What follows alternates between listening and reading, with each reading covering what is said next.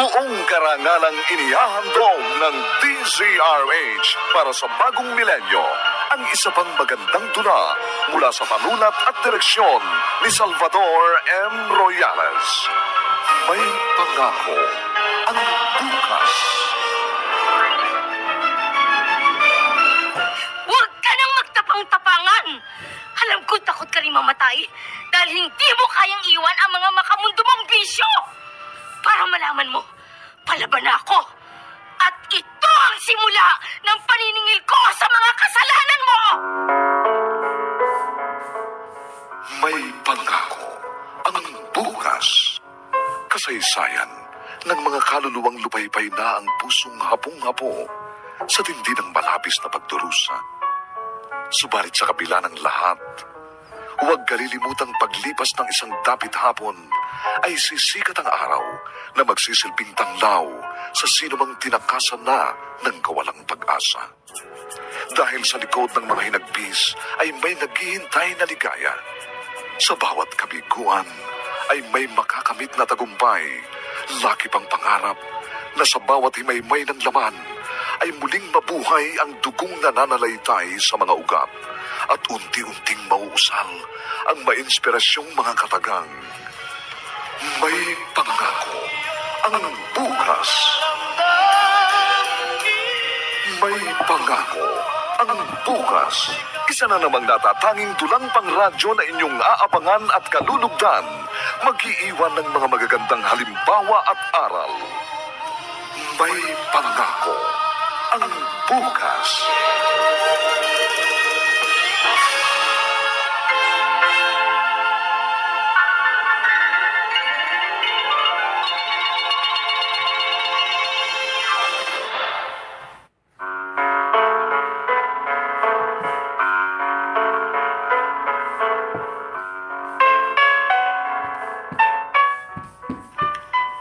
May mga sitwasyong kung sino pa ang ating mga kadugo at inaasahan nating magiging kakampi sa mga sandali ng kagipitan, ay siya pang nagiging sanhi ng ating mga hinagpis. At sa kalaunan, nagiging mortal pang kaaway. Mga kaibigan, narito po ang aming tampok na kasaysayan sa linggong ito, pinamagatang, ito ang simula ng paniningil ko sa mga kasalanan mo. Dito pa rin, sa ating natatanging dunang, may pangako. Si tatay nahintendan na ako papatawid sa highway. Sabi po ng mga kasama niyang nasalubong ko papunta rito. Dinala po agad si tatay sa ospital pero hindi na umabot ng buhay. Oh, Diyos ko! Totoo ba ang sinasabi mo, Francis? Kuya, sa hospital nila si tatay! Saan?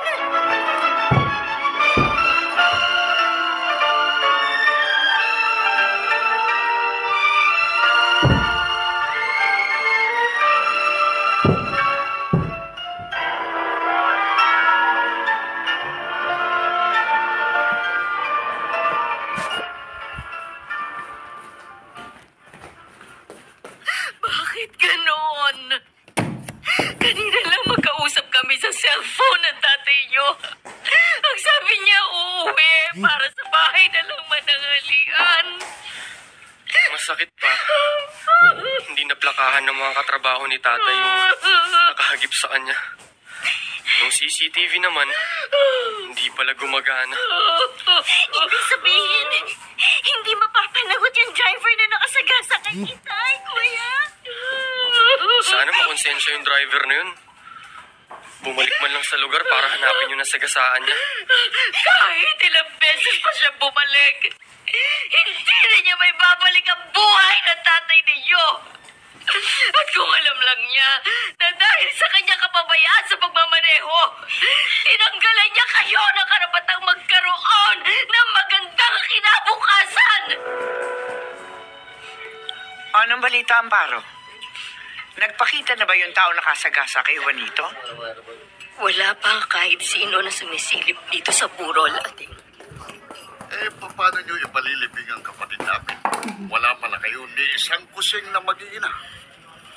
Sa isang linggo pa naman itinakda ang pagpapalibing kay Juanito, di ko. Masakit. Baka madagdagan pa ang abuloy bago dumating ang araw na yun. Paano kung hindi madagdagan ang manggagaling sa abuloy? Ayun. O ano, iuurong niyo na naman ang araw ng libing? Bahala na, ating. Kung ano ang magiging sitwasyon. Aba, hindi po pwede ang bahala na. Hindi kami papayag na gawin yung ulong-sulong ang pagpapalibing sa kapatid namin. Oh. Kung hindi nyo kaya ipalibing, kami ni Julio magpapalibing. Oo. At sa amin lahat ang pasok ng abuloy, ha? Para alam namin kung magkano pang magiging kakulangan. At yun ang aming pupunuan. Grabe naman yan.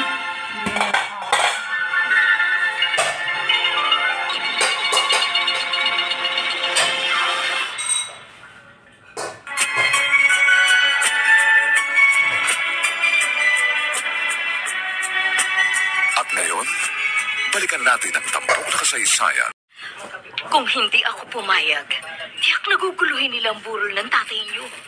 Ayoko namang humantong sa ganun. Nakakahiya sa mga tao. Hayaan mo na kasi, kuya. Total, wala naman talaga tayong perang pampalibing kay tayo, di ba? Hindi mo naiintindihan, Karen. Sinasaklawan na nila yung mga desisyon natin. Pati ba naman abuloy na manggagaling sa mga tao? Pakikialaman nila? Hindi lang sa pagpapalibing, kundi para sa mga gastusin dito. Hanggat nakaburol si Itay.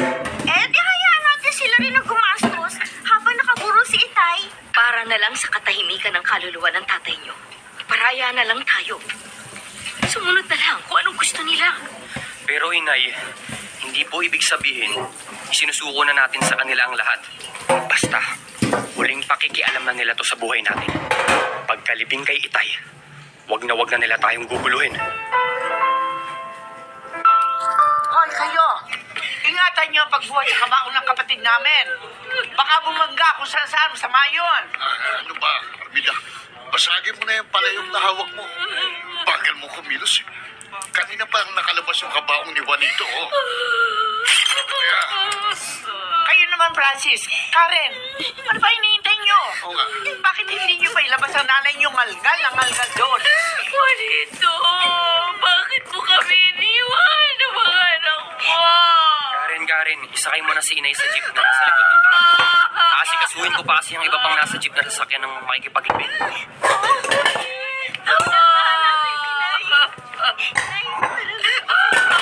Paano na kami ngayon ng mga anak mo, Juanito? Juanito! Karen, gabing-gabi na. Ba't hindi ka pa natutulog? Iniisip ko kasi, paano ng buhay natin ngayon wala na si Itay? Ano ka ba? Kahit wala na ang Itay, tuloy pa rin ang buhay. Ngayon nga tayo dapat nagkaroon ng mabuti. Saan man siya naroroon, matutuwa yun sa pagsisikap natin. At tayo maglokohan, kuya. Aminin mo sa sarili mo na marami nang mababago sa buhay natin. Ngayon tayo na lang ang magkakasama. Ano bang pinoproblema mo? Yung pagkakapasa mo ba sa entrance exam sa isang top university? Gustong-gusto ko doon mag-aral, kuya. Pero mangyayari pa ba yun? Samantalang kasama na rin nalibing ni Itay ang pangako niyang susuportahan ang kurso kukunin ko. Karen, alam kong pinapangarap mong makapasok sa university na yun. Pero marami namang public colleges na Lang ang magkakasama. Ano bang pinoproblema mo? Yung pagkakapasa mo ba sa entrance exam sa isang top university? Gustong-gusto ko doon mag-aral, kuya. Pero mangyayari pa ba yun? Samantalang kasama na rin nalibing ni Itay ang pangako niyang susuportahan ang kurso kukunin ko. Karen, alam kong pinapangarap mong makapasok sa university na yun. Pero marami namang public colleges na nag-o-offer ng communication course na gusto mo. Tulad ng ginawa ko. Kayang-kaya mo rin ipasa ang exam na yun. Basta, kuya. Doon ko pa rin gustong mag-college. Kaya nga nagsikap ako maipasa yung entrance test dahil yun ang pangarap ko. At lahat ng paraan gagawin ko para lang matatag ang mga yun.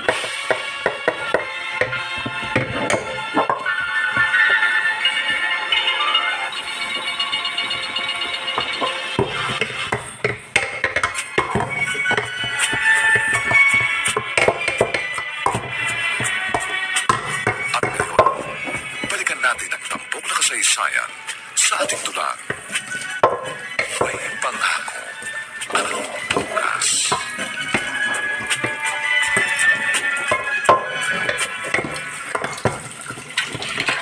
Ating, Bart, kayo pala. Anong kailangan nyo? Si Karen, asan? Nasa eskwelahan pa. Naasikaso mga papel niya para sa pagtatapos niya sa senior high school. Bakit nyo hinahanap ang anak ko? Kukunin ko na si Karen.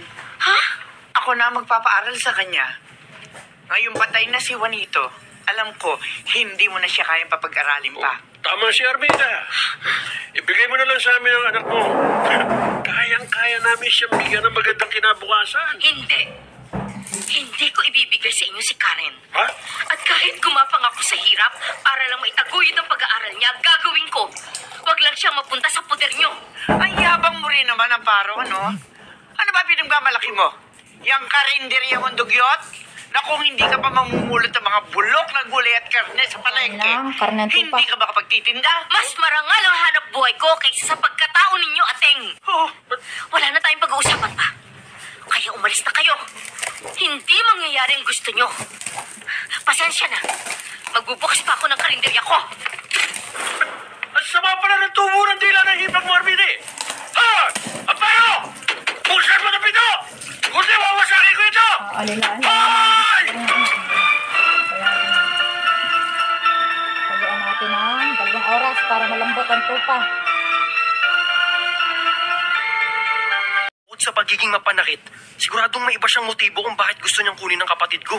Kung babalik ulit dito ang mga yon para ipilit ang kanilang gusto, nakahanda kong harapin sila. Wala silang karapatan para basta na lang kunin dito si Karen. Nay, narinig ko po yung pinag-uusapan ninyo ni Kuya tungkol sa gustong pagkuha sa akin ni Charmita.